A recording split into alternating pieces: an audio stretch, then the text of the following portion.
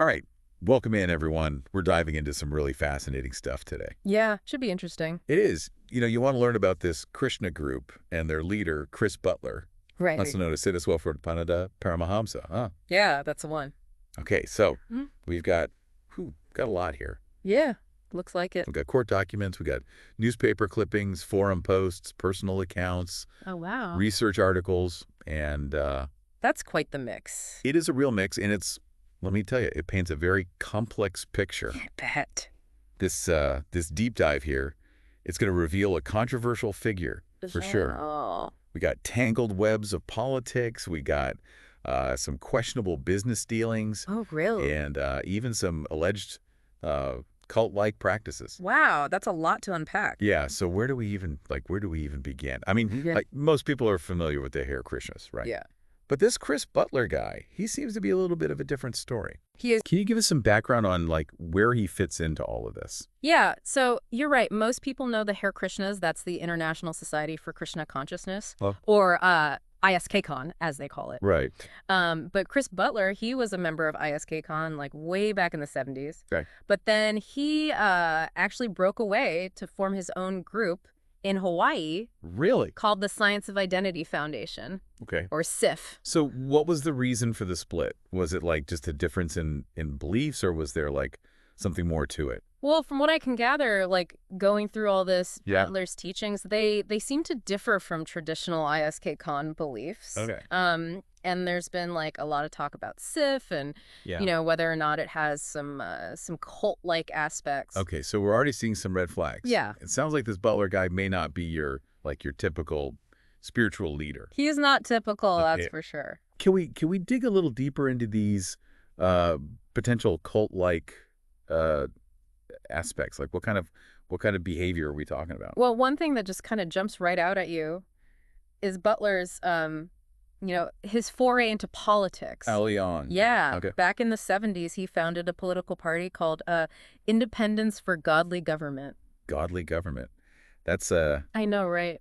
it sounds interesting. It does. And, Yeah. And what's even more interesting is that the party actually saw a decent amount of success Really? with the number of the candidates secretly being Butler's disciples. Oh, wow.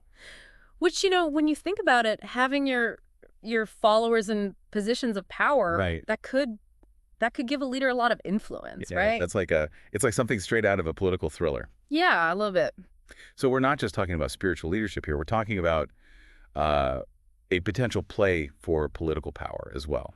Yeah, and that political ambition, it seems to have, carried on through the decades. Right. Considering this connection with Tulsi Gabbard. Right. The former U.S. Congresswoman and presidential candidate. Exactly. And she's a self-proclaimed lifelong devotee of Butler. She is. It definitely raises some questions about how much his beliefs might have influenced her political career, It makes you wonder. Yeah. And speaking of influence, we also need to look at the financial side of things. Well, from the looks of this stack of information here, things get pretty complicated there too. It gets a little messy, yeah. Yep. The sources, they seem to suggest that Butler and his followers, they kind of built up this network of businesses Okay. that could potentially be funneling money back to SIF. Oh, wow.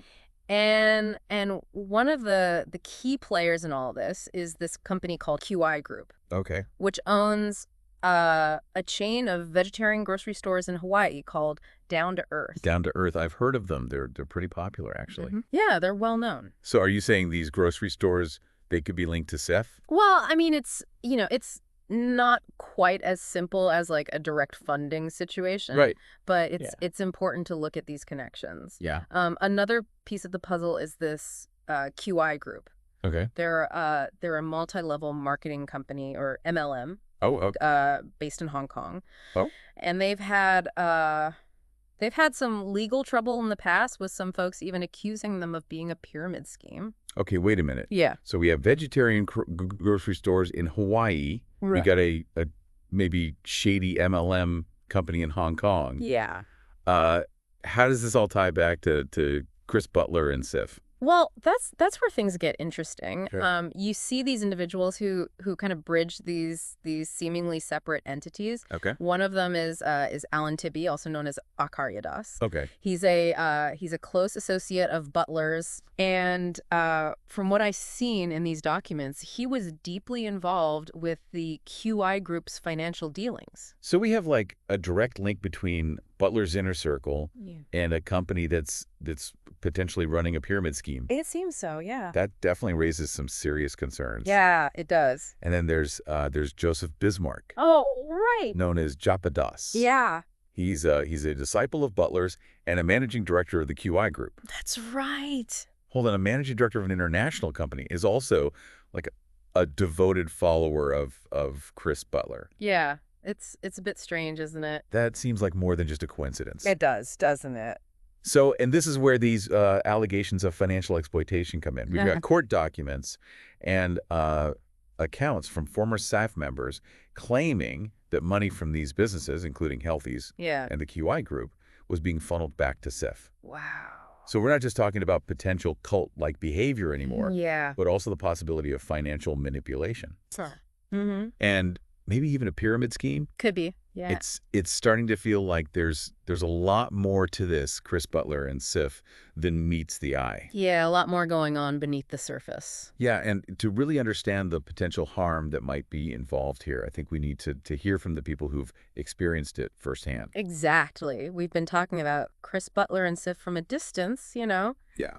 But what about the people on the inside? What are their stories telling us? That's a great point. Yeah. So that's what we'll dive into next, and get ready, because some of these personal accounts from former FUF members, they're pretty disturbing. Yeah, buckle up. It's going to get intense. It is. Yeah. So we've been talking about these potential financial connections, right? Yeah. Between SIF and some questionable business dealings. Right. But what does that actually mean for the average member of this group? What's their experience like? Well, you know, from what I've gathered, like reading through these accounts from former members, Yeah. there seems to be this this kind of consistent theme of pressure to contribute financially. Yeah. Fun. They talk about being encouraged to donate money, you know, Right. work for free at SIF-affiliated businesses, Oh, wow. and even recruit others into those businesses. So it goes beyond just like donating to the organization. It's about actively participating in these ventures too. Yeah, and it's important to remember all of this is framed within the context of, you know, Yeah. spiritual growth and devotion to Chris Butler. Right. Which, I mean, that can be a very powerful motivator, and it can make people vulnerable to manipulation. It's almost like they're being told that their financial sacrifices is a sign of their spiritual commitment. Yeah, that's a good way to put it. And it makes you wonder about, you know, Right. those who can't keep up financially, Yeah. or those who start to question, Yeah. you know, where the money is actually going. Well, based on what I've seen in these sources, things don't seem to go very well for people who try to leave SIF. You're not kidding. Yeah. The allegations from former members, I mean, they paint a very troubling picture. Okay. They describe families being pressured to shun those who leave, children being raised in isolated environments. Really? And even Butler himself exhibiting controlling and even abusive behavior. Okay. That's a big jump from what we were talking about before. It is. I mean, political maneuvering and financial questions are one thing. Yeah. But abusive behavior is a whole other level. It is. I know. It's disturbing. It is. But these firsthand accounts, they're important to consider. Yeah? For example, one former member, they described being discouraged from attending public school. Yeah. They even claim that Butler likened public school to murder. Wow. So not only are there potential financial concerns, but also like a deliberate separation from the outside world. Yeah, it seems that way. Wow. And, you know, this type of isolation, it's a tactic that's used by many groups that exhibit cult-like behavior. It creates this sense of dependency on the group and its leader. Right. And that makes it that much harder for people to leave, right? Yeah. And when you add in those allegations of Butler's controlling behavior, Yeah. it becomes even more concerning. It does. One former member even recounted Butler saying, what? Just because you come here and clean my floor and wash my dishes, eat my toenails and drink my foot water, you think you have the right to talk to me? Write me a letter a hole. Wait. Eating toenails and drinking foot water. That's bizarre It's strange. and incredibly disturbing. It's weird. Is there any evidence to back up these kinds of claims? Well, I mean, we have multiple forum posts from different ex-members Okay. describing similar experiences. Of course, it's important to consider potential biases All right. in any personal accounts, right? But the consistency across multiple sources, it's definitely striking. Yeah. And these kinds of behaviors, sadly, they're not uncommon. Really? In groups with cult-like tendencies. It's hard to reconcile these stories with the public image of Chris Butler. I know, it's tough. On one hand, you have this, peaceful spiritual leader promoting yoga and meditation. Right. And on the other hand, you have these accusations of homophobia, controlling behavior, and even fits of rage. Yeah. How is it possible for those two sides to exist in the same person? Well, that's a question that has, fascinated experts in cult dynamics for decades. Really? Yeah, charismatic leaders, they often have complex personalities. Yeah. They can be incredibly charming and persuasive, drawing people in with their message. Yeah. But they can also be manipulative and even abusive. So someone can be a spiritual guide and still be capable of causing harm. Yeah, and that's what makes this whole situation so unsettling. Right. It challenges our preconceived notions of what a spiritual leader should be. Yeah. We tend to think in black and white, right? Right. Good versus evil, Yeah. cult versus religion. Right. But the reality is much more complicated than that. You're right. It's easy to simplify these things. It is. But this deep dive is showing us that there's a lot of gray area. There is, yeah. And Yeah. it's important to acknowledge that gray area Right. because that's where the truth often lies. Okay, so we've covered a lot of ground here from Butler's history to the allegations of cult-like behavior and financial manipulation and even some pretty disturbing personal accounts. Right. Where do we go from here? What's the big takeaway for our listener? Well, I think it's important to emphasize that we're still dealing with allegations, right? Right. There's a lot we don't know for sure, and it's crucial to avoid jumping to conclusions. Right. But the information we've gathered so far, Yeah. it does raise some serious questions about Chris Butler and the Science of Identity Foundation. Yeah, it definitely does. Yeah. And we can't forget that there are real people whose lives have been impacted by this group. Right, exactly. So I think the most important thing is to encourage our listener to think critically about everything we've discussed here. Right. We're not here to tell anyone what to believe, Right. but to present the information and allow them to form their own conclusions. I agree. It's all about asking questions, examining the evidence, and being willing to consider, different perspectives. Exactly. And sometimes the most important questions are the ones that don't have easy answers. Well, I'd say there are a lot of those swirling around Chris Butler and Seth. Yeah. What stands out to you the most from all of this? What's been the most surprising or thought-provoking element? For me, it's the contradictions. The contradictions. Yeah, the conflicting narratives surrounding Chris Butler, the seemingly incompatible aspects of his personality, Right. the blurry lines between spirituality and exploitation. Yeah. It all points to a very complex and nuanced situation, and it reminds us that things are rarely as simple as they appear. Right. Especially when dealing with charismatic leaders Yeah. and groups that claim to have all the answers. That's such a crucial point. Yeah. And it's something I hope our listener keeps in mind as they continue to explore this topic. Yeah, for sure. Because what we've done on this deep dive is just scratch the surface. It is. It's just the beginning. Right. But hopefully, Yeah. it's a starting point for further investigation Right. and critical thinking. I think it is. Yeah. And it highlights the fact that even in the realm of spirituality, we need to be discerning, Yeah. ask tough questions, Yeah. and be willing to challenge authority. You're absolutely right. Yeah. Blind faith can be dangerous no matter where you find it. Well said. So Yeah. to our listener, Yeah. we leave you with this, Okay. given all of this information, Right. what is your impression of Chris Butler and the Science of Identity Foundation? Yeah. What do you think? It's fascinating to me with all these allegations and concerning information about this guy. Yeah. He still has a significant following, I know. and SIF is still operating. Right. How does that happen? Well, it's a really good question, and it kind of speaks to the complexities of belief systems and group dynamics, right? Yeah. People are often drawn to these charismatic leaders Right. who offer like simple solutions to really complicated problems. And once someone buys into that belief system, especially if it's tied to their sense of belonging and purpose, it can be incredibly difficult to break away, even when confronted with evidence that contradicts their worldview.